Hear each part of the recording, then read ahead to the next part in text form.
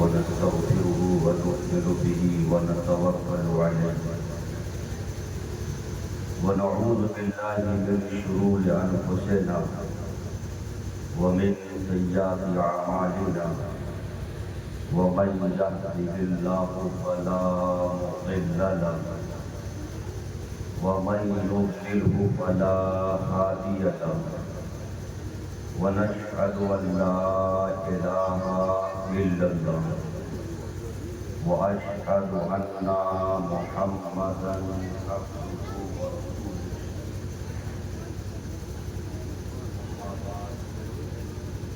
أعوذ بالله من الشيطان الرجيم بسم الله الرحمن الرحيم كلا وعد الله الحسنى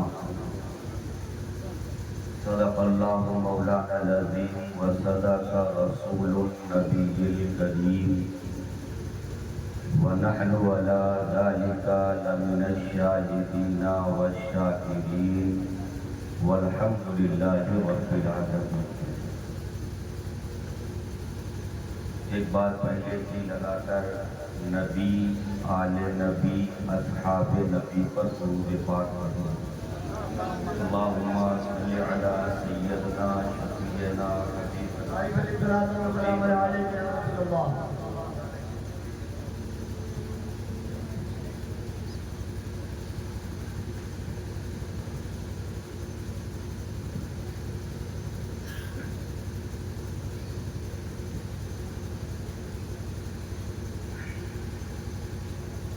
صلی اللہ تعالی علیہ وسلم.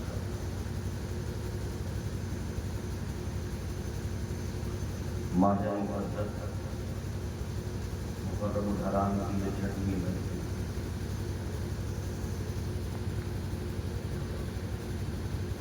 اور آج کی محفل کا جو موضوع ہے بڑا حساس بنیاد پر ہے کہ امت کا ایک بڑا طبقہ اس مسئلے پر میں گفتگو کرنے جا رہا ہوں. اس مسئلے میں الجھا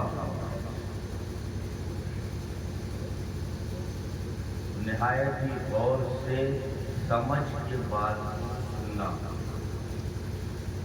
یہی سے صحابہ اور اہل بیت کے مسئلے پر اختلاف بھی ہوتا ہے اور یہی سے انسان بھٹکتا ہے،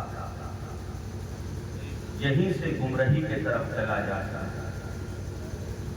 تو اس کو بہت باریکی سے سمجھنے کی کوشش کرتا ہوں.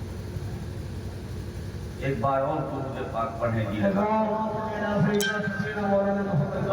صلی علی سیدنا شفیعنا حبیبنا طبیبنا مولانا محمد بارک وسلم. صلو علیہ صلاۃ و سلام علیک یا رسول اللہ صلی اللہ تعالی علیہ وسلم. معدوم نہ تھا سایہ شہ ثقلین، معدوم نہ تھا سایہ شہ ثقلین، اس نور کی جلوہ گاہ تھی ذات حسنین. تمثیل نے اس سائے کے دو حصے کیے. تمثیل نے اس سائے کے دو حصے کیے. آدھے سے حسن بنے، آدھے سے حسین. عزیزان ملت اسلامیہ، تو میں نے قرآن پاک کی آیت کریمہ پڑھی کلا وعد اللہ الحسنی. اللہ کے رسول کے تمام صحابہ کے ساتھ بھلائی کا وعدہ ہے. بھلائی کا وعدہ ہے یعنی جنت کا وعدہ.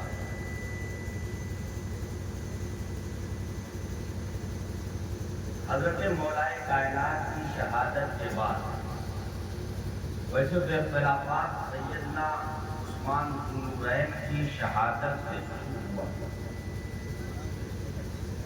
لیکن جو اس اختلاف میں زور پکڑا وہ مولائے کائنات کے دور خلافت تھا. ایک طبقہ اٹھا جس نے جناب عثمان ذوالنورین کے خون کا مطالبہ کیا، قصاص کا، ہمیں قصاص چاہیے۔ ایک طبقے نے مولا کائنات کے ہاتھ پر بیعت کی، لیکن جب مولا کائنات نے قصد قصاص کیا تو پورا ایک لشکر سامنے کھڑا ہو گیا اور اس نے کہا ہم ہیں قاتل حسین، قاتل عثمان ذوالنورین۔ اب قصاص کسی ایک شخص سے لیا جا سکتا تھا، قاتل ایک شخص کا پورا لشکر نہیں تھا۔ مولا کائنات کے سامنے یہ چیلنج تھا کہ قاتل سے قصاص لینے کے لیے جب پورا لشکر موجود ہو تو اس سے کیسے قصاص کیا جا سکتا ہے؟ سیدنا امیر معاویہ کا دعویٰ تھا ہمیں قصاص چاہیے۔ حضرت امیر معاویہ نے قصاص کا نعرہ بلند کیا اور اسی اختلاف پر دو جنگیں لڑی گئی، جسے جنگ صفین اور جنگ جمل کہا جاتا ہے۔ ان دونوں جنگوں میں فیصلہ کوئی نہ ہوا، البتہ آخر میں مصلحت ہوئی۔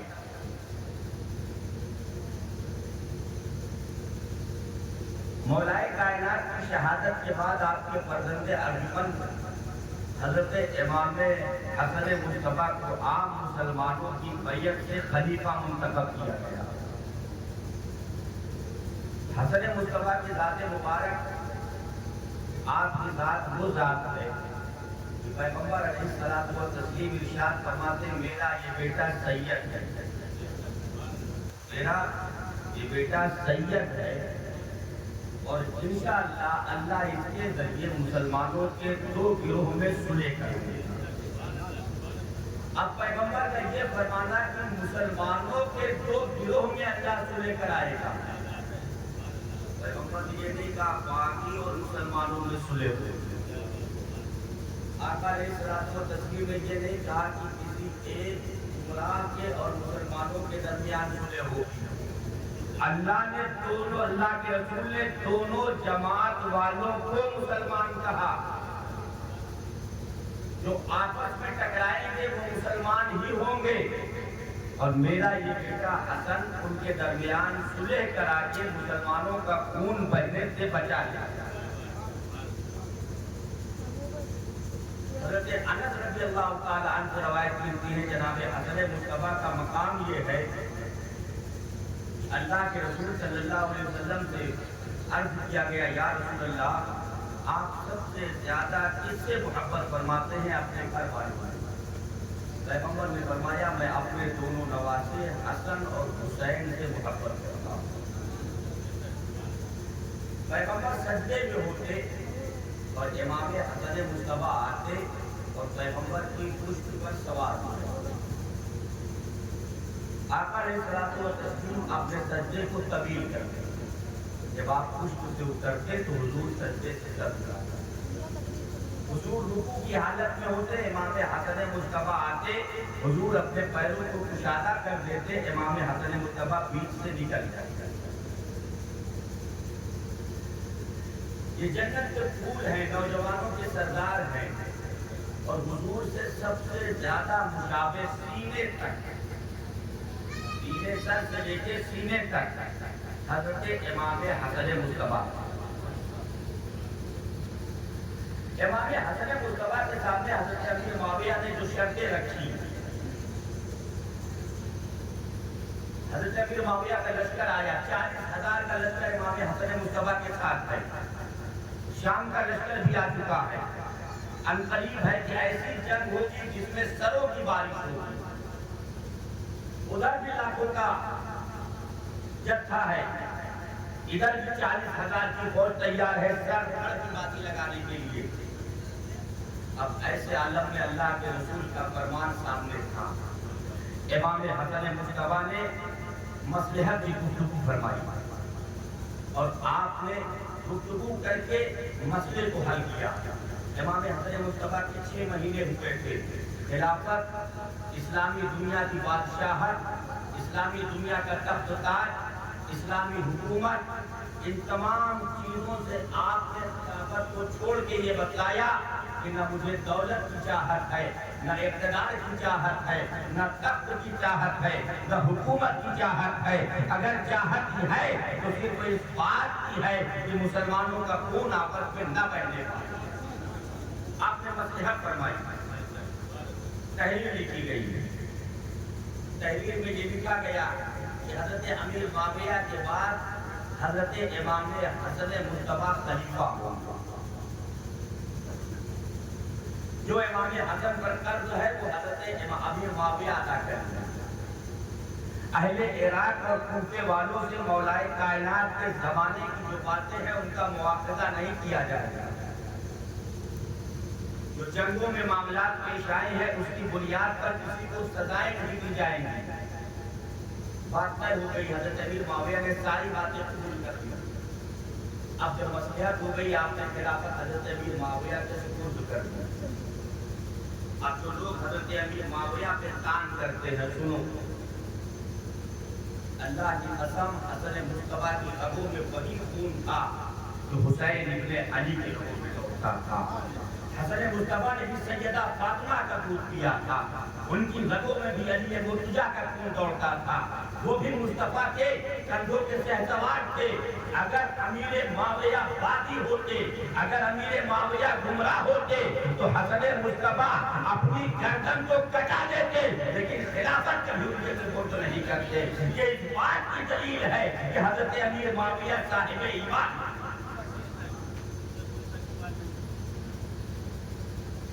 اللہ کے رسول نے فرمایا الصحابی کنزو وبأيهم اقتديتم اهتديتم، میرے تمام صحابہ آسمان کے ستاروں کی مثل ہیں، ان میں سے جس کی بھی اقتدا کرو گے نجات پا جاؤ گے۔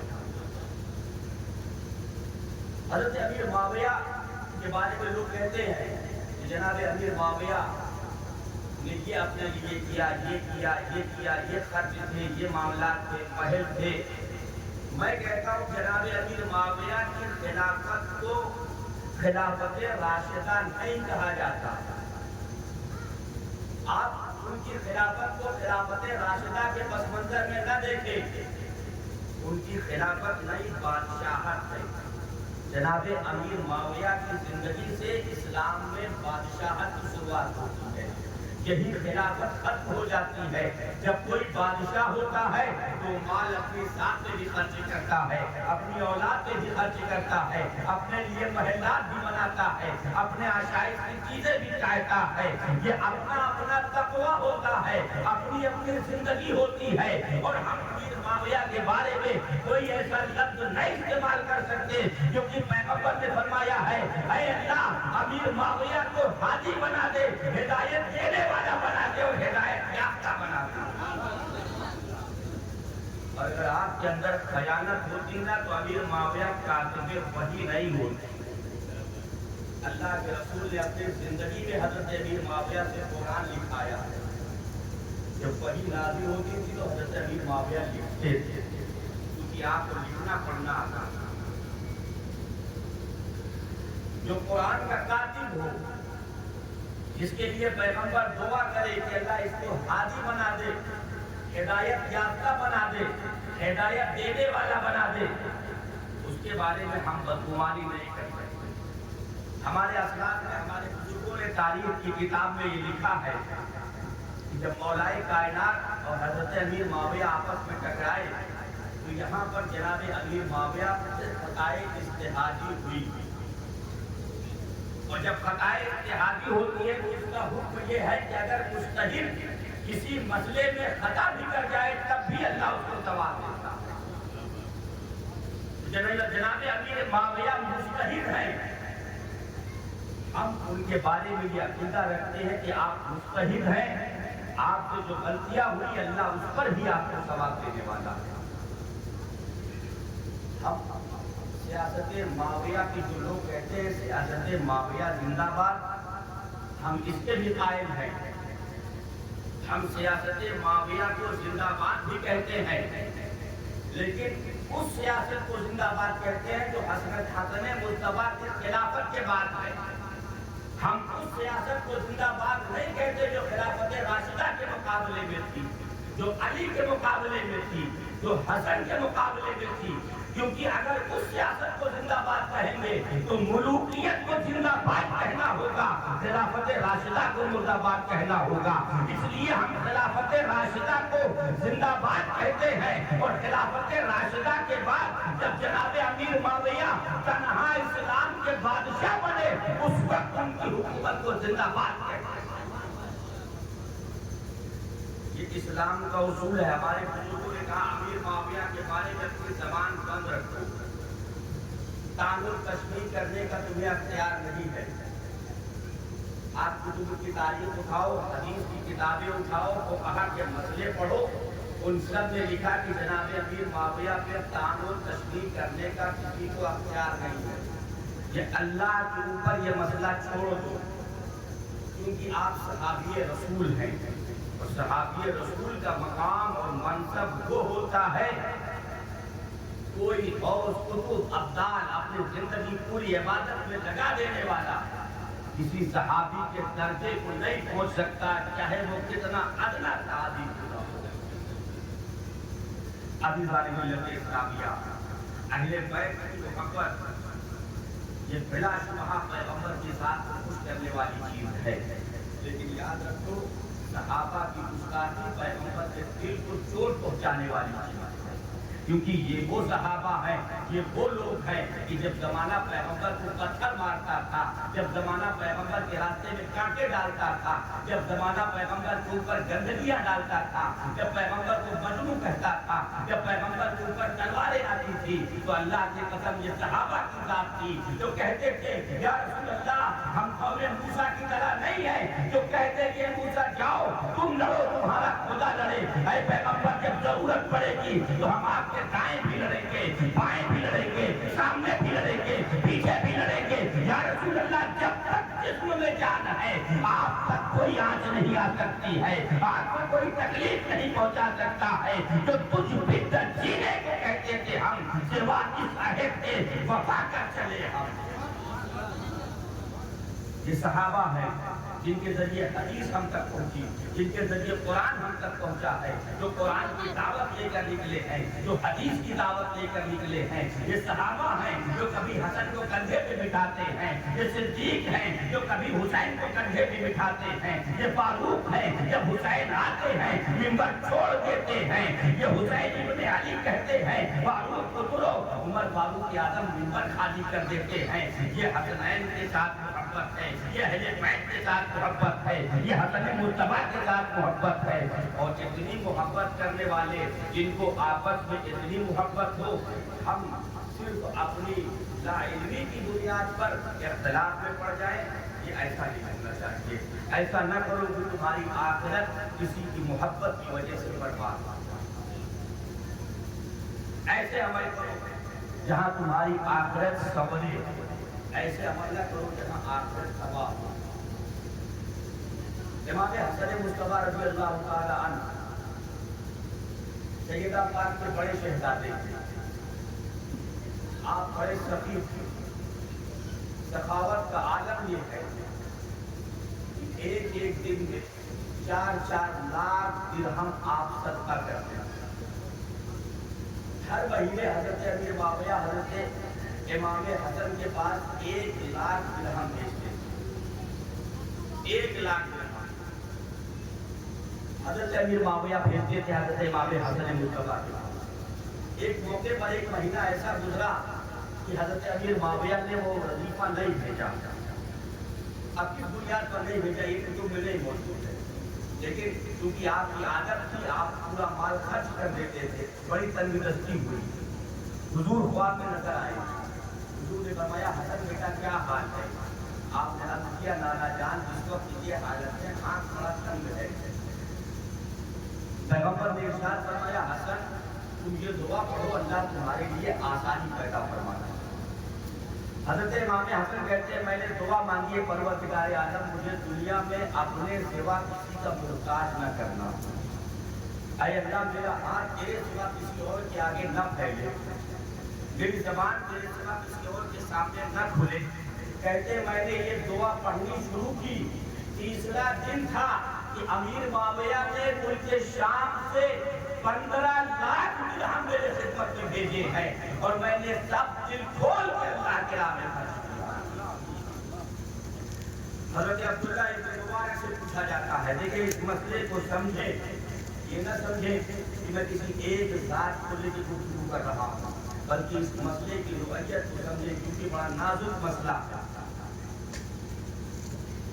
حضرت عبداللہ ابن مبارک جو تابعی ہیں، بہت بڑے محدث ہیں، آپ کو پوچھا گیا ہے عبداللہ ابن مبارک یہ بتائیں کہ آپ افضل ہیں یا امیر معاویہ؟ اس زمانے سے یہ مسئلہ چلا رہا۔ جناب عبداللہ ابن مبارک نے فرمایا اللہ کی قسم حضور اکرم صلی اللہ علیہ وسلم کے ساتھ امیر معاویہ جو جہاد میں شامل ہوئے ہیں نا، اور جو گھوڑے دوڑتے تھے اور وہ دھول اڑ کے گھوڑوں کے ناک میں جا کے جمتی تھی نا، اللہ کی قسم میں اس دھول کے برابر بھی نہیں ہوں امیر معاویہ کی ذات تو بہت بڑی۔ یہ صحابہ کا منصب ہے، اور اہل بیت وہ ہیں کہ جناب صدیق اکبر رضی اللہ تعالی عنہ حضرت امام حسن مصطفیٰ کو جب دیکھتے نا تو ان کو اٹھاتے، بوسہ دیتے، اپنے کندھے پہ بٹھاتے اور کہتے ہیں حسن اللہ کی قسم کھا کے کہتا ہوں اس سے زیادہ نبی سے کوئی مشابہ نہیں۔ حضرت امام حسن کے بارے میں حضور صلی اللہ علیہ وسلم نے جو فرمایا آپ نے وہ کر دکھایا، اور جانتے ہو جب آپ نے خلافت سے دستبرداری اختیار کی تو امت نے آپ کے ساتھ جو شیعان علی تھے، حضرت علی کے چاہنے والے یا آپ کے ساتھی تھے، ان لوگوں نے آپ کو آقۃ المسلمین کہنا شروع کر دیا، اے مسلمانوں کو بے عزت کرنے والے کہنا شروع کر دیا، اسلام کو بدنام کرنے والا کہنا شروع کر دیا۔ ایک شخص نے کہا السلام علیکم یا آقۃ المسلمین، اے مسلمانوں کو رسوا کرنے والے مجھے سلام ہو۔ حضرت امیر معاویہ نے کہا تیری زبان سے یہ جملہ سننا مجھے گوارا ہے، لیکن سنو مسلمانوں کا خون ناحق بہ جائے مجھے یہ گوارا نہیں۔ آپ اتنے بردبار تھے، اتنے صبر و تحمل والے تھے کہ مروان مدینے کا حاکم تھا، منبر پہ کھڑے ہو کے مولا کائنات کی برائیاں کیا کرتا تھا، مولا کائنات کے لیے غلط لفظوں کا استعمال کرتا، آپ نہایت صبر کے ساتھ سنتے، نہایت تحمل کے ساتھ خاموش رہتے، لیکن وہی مروان جب امیر حضرت حسن مصطفیٰ کے سامنے اپنے داہنے ہاتھ سے ناک صاف کرنے لگا تو آپ نے فرمایا ظالم تجھے یہ نہیں معلوم ہے کہ رسول نے فرمایا ہے داہنا ہاتھ اس کام کے لیے نہیں ہے، ناک صاف کرنے کے لیے بائیں ہاتھ کا استعمال کیا جاتا ہے۔ بات کے بارے میں کہتے رہے، آپ نے صبر و تحمل کا مظاہرہ کیا، لیکن جیسی سنت رسول کے خلاف قدم اٹھایا آپ نے فوراً ہی جملے بول کے اسے خاموش کر دیا۔ جب آپ کی شہادت کا وقت آیا،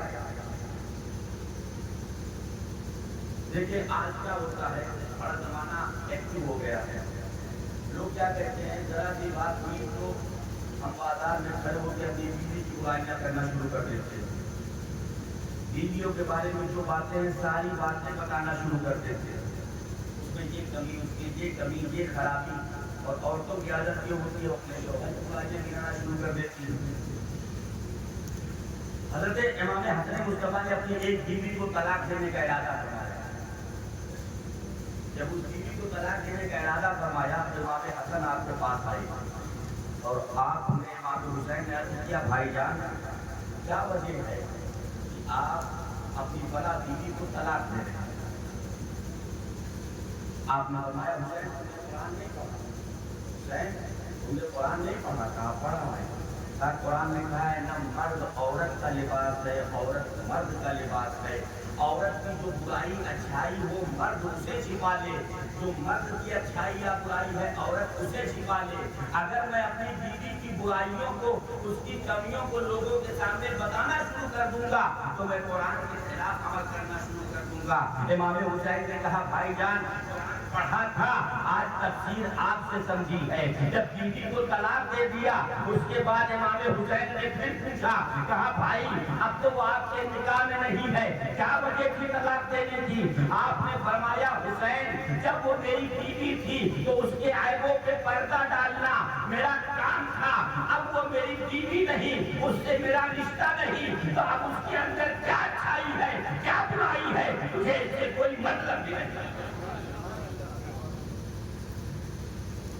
جب آپ کو زہر دیا گیا، امام حسین آئے آپ کے پاس اور آپ عرض کرتے بھائی جان آپ کو کس نے زہر دیا؟ امام حسن مصطفیٰ نے حضرت امام حسین سے فرمایا میرے بھائی حسین تمہارا ارادہ کیا ہے؟ آپ نے فرمایا کہ میرا ارادہ یہ ہے کہ میں اس سے قصاص لوں گا، اسے قتل کروں گا۔ آپ نے فرمایا کہ جس کے بارے میں میرا گمان ہے اگر اس نے مجھے زہر نہ دیا ہوگا تم اسے قتل کر دو گے تو وہ قتل ہوگا، اور اگر جس کے بارے میں میرا گمان ہے اس نے مجھے زہر دیا ہے تو اللہ اسے بہترین سزا دینے والا ہے۔ یہ آپ کا تحمل ہے۔ جانتے ہو زہر اتنا شدید تھا کہ جب امام حسن مصطفیٰ کی الٹیاں ہو رہی تھی نا تو ساتھ میں کٹ کٹ کے آپ کا کلیجہ باہر آ رہا تھا۔ اتنی تکلیف کے عالم میں ہے کہ پانی میں ہاتھ ڈالتے چہرے پہ پھیرتے امام حسین بھائی کے پاس ٹہل رہے تھے، بھائی کی تکلیفیں دیکھ رہے تھے، بار بار پوچھ رہے تھے، حسن مصطفیٰ ہر بار یہی جواب دیتے اور امام حسین کو خاموش کر دیتے۔ جب آپ کے آخری وقت آیا تو آپ نے فرمایا میرے بھائی حسین سیدہ عائشہ صدیقہ رضی اللہ تعالیٰ عنہ سے پوچھنا کہ روضہ رسول میں اگر وہ اجازت دے تو مجھے دفن کر دینا، لیکن مسلمانوں میں اگر کوئی اختلاف کرے تو جنگ نہ کرنا، مجھے عام قبرستان میں دفن کر دینا۔ اللہ اکبر، صبر کا کیا عالم ہے کہ اگر کوئی آپس میں اختلاف ہو تو تلوار نہیں چلانا، کیونکہ معلوم تھا امام حسین بڑے غیرت مند ہیں، آپ برداشت کرنے والے نہیں ہیں۔ حضرت امام حسین جناب سیدہ عائشہ کے پاس گئے اور عرض کیا نانی اگر اجازت ہو تو جو جگہ ہے وہ امام حسن مصطفیٰ کو روضہ رسول پہ دفن کیا جائے۔ سیدہ عائشہ نے خوشی خوشی اجازت دی اور کہا میری طرف سے پوری اجازت ہے، آپ حسن مصطفیٰ کو قبر میں دفن کریں۔ لیکن مروان جو مدینے کا حاکم تھا وہ سامنے کھڑا ہو گیا، اس نے کہا ہم ایسا نہیں ہونے دیں گے، ہم حسن مصطفیٰ کو روضہ رسول میں دفن نہیں ہونے دیں گے۔ امام حسین اور آپ کے ساتھیوں نے ہتھیار لگا لیے، تلواریں میان سے باہر نکل آئی، حضرت ابو ہریرہ بیچ میں کھڑے ہوئے پر عرض کرتے ہیں اے حسن حسین اپنے بھائی حسن سے کیا ہوا وعدہ یاد کرے، اپنے بھائی حسن سے کی ہوئی وصیت یاد کرے۔ آپ کے بھائی حسن نے آپ کو وصیت کی تھی کہ اگر اختلاف ہو تو حسین تلوار نہ چلانا، مجھے مسلمانوں کے عام قبرستان میں دفن کر دینا۔ جب بھائی حسن کی کہی ہوئی بات یاد دلائی گئی، امام حسین نے صبر کیا اور امام حسن کو اسی قبرستان میں مسلمانوں کے عام قبرستان میں دفن کیا۔ یہ ایک مسلمانوں میں اختلاف کا سبب ہے۔ یہ ایک چیز ہے کہ حضرت امیر معاویہ نے یہ کیا، حسن مصطفیٰ نے یہ کیا، ہمیں اس میں پڑھنے کی ضرورت نہیں ہے۔ یہ بڑے پیچیدے مسئلے ہیں، بڑے بڑے محدثین، بڑے بڑے مفسرین، ان لوگوں نے اس پر اپنی قلم خاموش کر لی ہے، اپنی زبان خاموش کر لی ہے۔ ایک طرف اہل بیت ہے، دوسری طرف صحابہ ہے، دونوں کے احترام کا حکم ہمارے لیے ہے۔ پیغمبر نے جہاں اہل بیت کی محبت کا حکم دیا ہے وہی صحابہ کے احترام کا بھی حکم دیا ہے، اور صحابہ کی زندگی ہمیں یہ بتاتی ہے کہ امام حسین چھوٹے ہیں، ابھی 8 سال کی 10 سال کی عمر مبارک ہے یا اس سے کچھ زیادہ جوانی کا عالم ہے۔ دوسری روایت میں ملتا ہے مدینے میں بارش ہوئی ہے، حضرت امام حسین جا رہے ہیں، آپ کے قدموں میں کیچڑ لگ گیا ہے، حضرت ابو ہریرہ جو بوڑھے ہو چکے ہیں، داڑھی کے بال سفید ہو چکے ہیں، امام حسین کے داڑھی کے بال کالے ہیں، نوجوانی کا عالم ہے۔ ابو ہریرہ نے جب یہ دیکھا نا اپنی مجلس سے اٹھے آ کر امام حسین رضی اللہ تعالیٰ عنہ کے قدموں کے میں لگی ہوئی مٹی کو اپنی پگڑی اتاری اور اس سے صاف کرنا شروع کر دیا۔ حضرت امام حسین نے اپنے قدم پیچھے کھینچے، کہا اے ابا ہریرہ یہ کیا کر رہے ہو؟ جناب ابو ہریرہ عرض کرتے ہیں اے امام حسین، اے حسین ابن علی سنو، تمہاری وہ ذات ہے، تمہارا وہ مقصد ہے، تمہارا وہ مرتبہ ہے کہ میں نے دیکھا ہے رسول کو ان قدموں کو چومتے ہوئے، اس لیے میں ان قدموں کو صاف کر رہا ہوں۔ یہ اہل بیت کا مقام ہے، یہ ان کا مرتبہ ہے۔ جو صحابہ کرتے ہیں، جو صحابہ ادب احترام بجا لاتے ہیں، جو صحابہ ہمیں بتلاتے ہیں، جو صحابہ کی زندگی سے ہی تو ہمیں یہ تمام احترام کو سیکھنا ملا ہے۔ صحابہ ہی نے جو بتایا ہے کہ اہل بیت سے کیسے تعظیم کی جائے، نبی کے گھر والوں کی عظمت کیا ہے۔ حضرت ام سلمہ رضی اللہ تعالیٰ عنہ کی روایت ملتی ہے، اگر صحابہ ان روایتوں کو پوشیدہ کر دیتے، ان روایتوں کو چھپا دیتے تو ہم تک کیسے روایتیں پہنچتی، ہم تک کیسے تعلیمیں پہنچتی۔ حضرت ام سلمہ کہتی ہے کہ سیدہ فاطمہ زہرا رضی اللہ تعالیٰ عنہ کے دونوں شہزادے ہیں،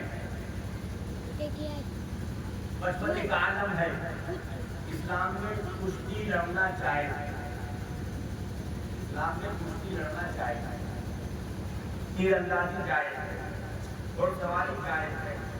اب آج کے زمانے میں گھوڑ سواری ہوتی نہیں، تیر اندازی تو ہوتی نہیں، تو اب اسی کے بدل میں جو چیز ہے وہ سیکھنا جائز ہے۔ اب آپ گاڑی چلانا سیکھو، آپ گھر چلانا سیکھو، یہ اسلام میں جائز ہے۔ پیغمبر کے نوا سے حضرت امام حسن اور امام حسین آپس میں کشتی لڑ رہے ہیں، پیغمبر ملاحظہ فرما رہے ہیں، آقا علیہ الصلوۃ والتسلیم دیکھ رہے ہیں، دونوں شہزادے کشتی لڑ رہے ہیں، میرے نبی دیکھ رہے ہیں، اور دیکھتے دیکھتے مصطفیٰ نے فرمایا حسن حسین کو پکڑ لو، حسن حسین کو پچھاڑ دو، حسن حسین کو پٹک لو۔ سیدہ فاطمہ ماں تھی، جب یہ جملہ سنا نا، ماں کی محبت عموماً چھوٹے بچے کے ساتھ زیادہ ہوتی ہے، جب یہ جملہ سنا تو عرض کرتی ہے بابا جان آپ بڑے سے کہہ رہے ہیں کہ چھوٹے کو پکڑ لو، آپ بڑے سے کہہ رہے ہیں کہ چھوٹے کو پچھاڑ دیں، آپ کو حسین کا حوصلہ بڑھانا چاہیے۔ میرے پیغمبر کے لبوں پہ مسکراہٹ آئی، پیغمبر ارشاد فرماتے ہیں فاطمہ حسن و حسین محمد عربی کے نواسے ہیں، یہ میرے لگتے جگر ہیں، یہ کوئی عام شہزادے نہیں ہیں۔ جب یہ کشتی لڑ رہے ہیں تو اللہ اس کی کشتی کو ملاحظہ کر رہا ہے۔ ادھر میں حسن سے کہہ رہا ہوں حسن حسین کو پچھاڑ دو، ادھر اللہ نے جبریل کو بھیجا ہے، جبریل حسین سے کہہ رہے ہیں حسین حسن کو پچھاڑ دو۔ یہ ان کا مقام ہے، یہ ان کا مرتبہ ہے، اللہ نے ان کو یہ فضیلتیں بخشی ہیں، یہ احترام بخشا ہے۔ عزیزان ملت اسلامیہ، تاریخ پڑھو، ان شہزادوں نے اپنے بچپن کی زندگی سے ہی اس طریقے سے اسلام کو لوگوں کے درمیان پہنچایا ہے، اس طریقے سے دین کا طریقہ ہمارے درمیان پہنچایا ہے۔ ایک اعرابی آیا، مسجد میں وضو کرنے لگا، دونوں شہزادے دیکھ رہے ہیں، اعرابی وضو کر رہا تھا لیکن غلط وضو کر رہا تھا، سنت کے خلاف وضو کر رہا تھا۔ جب دونوں شہزادوں نے یہ منظر دیکھا نا تو دونوں بھائی آپس میں اشارہ کرتے ہیں، بزرگ ہے، بڑا ہے، اگر روکا گیا تو برا مان جائے، روکا گیا تو ہو سکتا ہے دل کو تکلیف لگ سکتی ہے۔ اس لیے دونوں بھائیوں نے دیکھیں اصلاح کا طریقہ کیا ہے، آپس میں ایک دوسرے کو اشارہ کیا، دونوں بھائیوں نے آپس میں اشارہ کیا اور لڑنے لگے۔ جب اعرابی نے لڑتے ہوئے دیکھا تو کہا اے نواسے رسول اللہ، اے ابن رسول اللہ، آپس میں لڑ رہے ہیں۔ امام حسن نے کہا میرا بھائی حسین کہتا ہے اس کا وضو صحیح ہے، میں کہتا ہوں میرا وضو صحیح ہے، ایسا کرتے ہیں کہ ہم دونوں بھائی وضو کرتے ہیں، آپ دیکھیں جس کا وضو صحیح ہو آپ اصلاح کرتے ہیں۔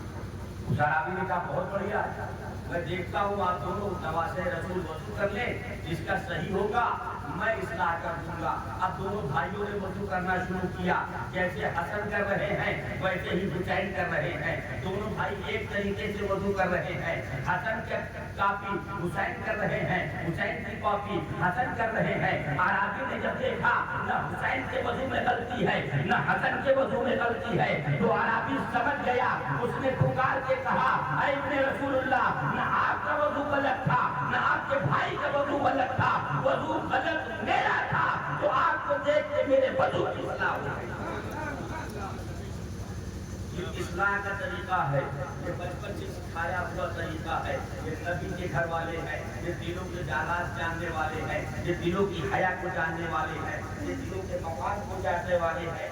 عزیزان ملت اسلامیہ، کیوں نہ یہ مقام ہو، کیوں نہ یہ مرتبہ ہو، جب یہ آئے نا دنیا میں تو پیغمبر علیہ الصلوۃ والتسلیم نے خوشی کی اظہار کیا، پیغمبر نے جشن منایا، پیغمبر نے عقیقہ کیا، پیغمبر نے لوگوں کو کھانا کھلایا۔ کیوں؟ پیغمبر کے گھر میں بچے آئے تھے، नस्ल रसूल इनसे चलनी है, रसूलुल्लाह का घर इनसे चलना है, सैयदा पाक के बच्चे हैं, रसूल ने इन्हें अपना बच्चा कहा। हज़रत अबू हुरैरा कहते हैं मैंने देखा कि पैगंबर अलैहिस्सलातु वस्सलाम की चादर अपने कंधे से पैगंबर ने चादर डाल रखा है और कभी चादर के अंदर मुंह डालते हैं और एक लंबी सांस खींचते हैं, फिर चेहरे को बाहर निकालते हैं, फिर चादर में मुंह डालते हैं, फिर बाहर निकालते हैं। मैंने अर्ज किया या रसूल अल्लाह चादर के अंदर क्या मौजूद है? पैगंबर ने अपनी चादर को हटाया तो मैंने देखा कि पैगंबर के दोनों शहजादे हजरत हसन और हुसैन हैं। पैगंबर ने फरमाया अबू हुरैरा ये दोनों मेरे बच्चे जन्नत के फूल हैं जिनको मैं सूंघता हूँ मुझे जन्नत की खुशबू आती है। ये मकाम है, ये बचपन है, ये तरीका है, ये सलीका है जिंदगी जीने का। ये हमें बताया है नबी ने कि हमें कैसे एहतराम करना है। इमाम हुसैन आ रहे हैं, ठोकर लगी गिर गए, बचपन है लड़खड़ा के चलते हैं, ठोकर लगी गिर गए। पैगंबर खुतबा दे रहे हैं, मेरे आका अलैहिस्सलातु वस्सलाम ने अपना खुतबा छोड़ा, मिंबर से नीचे उतरे और उतरने के बाद अपने इमाम हुसैन को गोद में लिया और लेके मिंबर पे खड़े हो गए और मिंबर पे खड़े होकर कह रहे हैं अब रफू हो हाजा हुसैन, पहचानो ये हुसैन है। अब रफू हो हाजा हुसैन, पहचानो ये हुसैन है। उस मजलिस में कौन था जो इमाम हुसैन को नहीं जानता था? उस मजलिस में कौन था जो हुसैन इब्न अली को नहीं जानता था? मेरे पैगंबर ने इसके बाद एक जुमला इरशाद फरमाया उन शुरू हो और इसकी मदद भी करो, इसको पहचानो भी, मदद भी करो। पैगंबर उसी वक्त ऐलान कर रहे थे ऐ लोगों मदद करो, क्योंकि इसकी मदद नहीं दीन की मदद करोगे, ये दीन की मदद के लिए निकलेगा, ये दीन के लिए निकलेगा, ये दीन की हिमायत के लिए निकलेगा, ये दीन को बचाने के लिए निकलेगा, ये दीन की कुव्वत के लिए निकलेगा। तो जो हुसैन की कुव्वत बनेगा वो दीन की कुव्वत बनेगा, जो हुसैन का साथी बनेगा वो इस्लाम का साथी बनेगा, जो हुसैन का मददगार बनेगा वो इस्लाम का मददगार करेगा। बज़ाहिर पैगंबर हुसैन को पहचानवा रहे थे और बातिन पैगंबर लोगों को इस्लाम की हिमायत पर उभार रहे थे। ये है लोगों जो हुसैन की मदद करेगा वो इस्लाम। अज़ीज़ान मिल्लत इस्लामिया बचपन से तैयार किया जाता है किसी एक को। ऐसे नहीं होता कि मैदान में किसी को छोड़ दिया जाए जाओ जड़ो। अगर किसी को छोड़ दोगे ना जाके अंजाम शिकस्त हो। पहले से ट्रेनिंग दी जाती है। अगर पायलट को जहाज उड़ाने के लिए दे दें और सिखाए नहीं उसे आप, अंजाम क्या होगा? जितने हैं खुद तो जाएगा ही, जितने हैं सब को ले जाएगा। लेकिन वही है जिसे आपने सिखाया है, जिसे आपने तरीका बताया है, जिसे आपने भरपूर ट्रेनिंग दी है, तो अब जब आप उसे भेजेंगे ना तो आपको एतमाद होगा, आपको यकीन होगा, आपको मुकम्मल यकीन होगा कि ये कामयाबी के साथ निकल जाएगा, ये कामयाबी के साथ मसले को तय कर लेगा। पैगंबर ने भी तैयार किया, पैगंबर ने भी ट्रेनिंग दी, पैगंबर ने हज़रत इमाम हुसैन को बचपन से तैयार किया। एक जानू पर पैगंबर के हज़रत इमाम हसन हुसैन हैं, एक जानू पर पैगंबर के शहजादे हज़रत इब्राहिम बैठे हुए हैं। जनाब जिब्रील पैगंबर की बारगाह में हाजिर हुए, अर्ज करते हैं या रसूल अल्लाह, अल्लाह आपको सलाम कहता है। आज जिब्रील ने सलाम तो किया लेकिन थोड़ी नजरें झुकी हुई है, तो आज जिब्रील अंदाज आज बदला हुआ है, कुछ उदासी सी नजर आ रही है। पैगंबर अलैहिस्सलातु वस्सलाम ने फरमाया जिब्रील क्या मामला है कि आज तुम्हारी नजरें झुकी हुई हैं, आज चेहरे पे कुछ उदासी नजर आ रही है। जनाब जिब्रील अर्ज करते हैं या रसूल अल्लाह, मामला ये है कि अल्लाह आपके पास इन दो शहजादों को जमा नहीं फरमाएगा, इनमें से जिसे चाहे आप अख्तियार कर लेंगे और जिसे चाहे अल्लाह की तरफ वापस कर दें। आका अलैहिस्सलातु वस्सलाम ने एक निगाह इमाम हुसैन पर डाली, फिर दूसरी निगाह अपने शहजादे हज़रत इब्राहिम पर डाली। अब दोनों को देखा और फैसला कर रहे हैं अगर हुसैन को वापस करता हूँ तो मुझे भी तकलीफ होगी, मेरी बेटी फातिमा का दिल टूटेगा, अली को भी तकलीफ होगी, हसन को भी तकलीफ होगी। اگر ابراہیم کو واپس کرتا ہوں تو زیادہ تکلیف مجھے اوروں کو کم تکلیف ہوگی. یہ سوچ کے میرے پیغمبر نے فرمایا کہ اے جبریل میں نے حسین کو اختیار کیا, ابراہیم کو اللہ سے سپرد کیا. اب ابراہیم کو اللہ سے سپرد کیا, اس کے 3 دن بعد حضرت ابراہیم کا انتقال ہو گیا. اس کے بعد جب بھی امام حسین پیغمبر کی بارگاہ میں آتے تھے نا, پیغمبر ارشاد فرماتے تھے اے لوگوں دیکھو یہ حسین ہے جس پر میں نے اپنے بیٹے ابراہیم کو قربان کر دیا ہے, جس پر میں نے اپنے لٹے جگر کو قربان کر دیا ہے, اپنے بیٹے کو قربان کر دیا ہے. حسین تیار رہنا, حسین تیار رہنا, حسین پیچھے نہ ہٹنا. آج میں نے تم پر اپنے بیٹے کو قربان کیا ہے. میرے دنیا سے جانے کے بعد 61 ہجری بھی آئے گی جب ضرورت ہوگی میرے دین کو, جس دین کے لیے میں نے پتھر کھائے ہیں, جس دین کے لیے میں نے ٹھوکریں کھائی ہیں, جس دین کے لیے میں طائف میں لہو لہان ہوا ہوں, جس دین کے لیے میں نے رات رات بھر دعائیں مانگی ہیں, جس دین کے لیے میرے صحابہ نے گردنیں کٹائی ہیں. حسین کربلا کا میدان ہوگا, 61 ہجری ہوگی, اس وقت یہی دین تجھ سے تیرے بیٹے کی قربانی مانگے گا, تجھ سے تیرے بھائی کی قربانی مانگے گا, تجھ سے تیرے بھتیجے کی قربانی مانگے گا, تجھ سے تیرے معصوم بچے کی قربانی مانگے گا. حسین جب 18 سال کا بیٹا دینا ہو تو پیچھے نہ ہٹنا, جوان قاسم دینا ہو تو پیچھے نہ ہٹنا, عباس جیسا وفادار دینا ہو تو پیچھے نہ ہٹنا. یہاں تک کہ حسین جب تیری باری آئے تو تو بھی اس کجرے میں سر رکھنا اور عظمت اسلام پہ قربان کرنا. تکبیر, نعرہ تکبیر, نعرہ رسالت, نعرہ رسالت, خدا کربلا. عزیزان ملت اسلامیہ, یہ وہ اسلام کے مضبوط محافظ ہیں جنہوں نے ہم تک اسلام پہنچایا ہے. ہم کیوں نہ ان کے نام پہ قربان جائیں, ہم کیوں نہ ان کے نام پر اپنے بچوں کو قربان کریں, ہم کیوں نہ ان کے نام پہ علم لے کے گھومیں, ہم کیوں نہ ان کے نام پہ صدقات کریں, کیوں نہ ان کے نام پہ اپنے مال خرچ کریں. انہوں نے تو ہم تک اسلام پہنچانے کے لیے جانیں خرچ کر دی ہیں, تو ہم اپنے مال خرچ کر رہے ہیں تو کون بہت بڑا کام کر رہے ہیں. اولاد خرچ کرنا مال کے مقابلے میں زیادہ مشکل ہوتا ہے. جے حسین ہے, عید کا دن ہے, حسن مصطفیٰ ہے, حسین اعظم ہے, نبی کے دونوں نواسے ہیں. اور جانتے ہو یہ دونوں شہزادے پیغمبر علیہ السلام